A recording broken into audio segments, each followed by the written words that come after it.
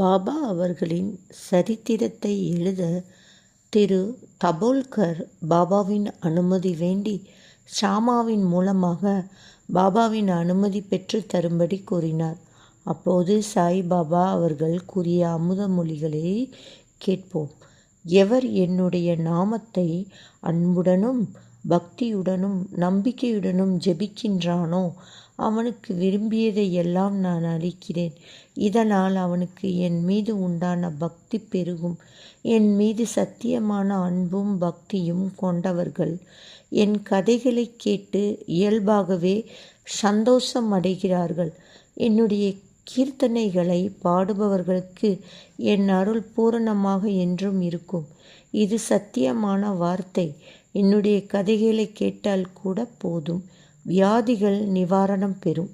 என்னுடைய உண்மையான பக்தனை நான் மரணத்தின் பிடியில் இருந்து விடுவிப்பேன். இக்கதைகளை சத் சரித்திரத்தை பக்தியுடன் செவி மடுத்து பிறகு ஆழமாக அதை மனத்தில் நிறுத்துங்கள்.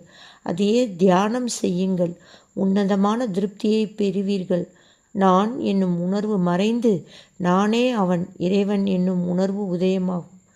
சாயி சாயி என்ற நாமஸ்மரணம் கலியுகத்தின் மலங்களை எரிக்கும்.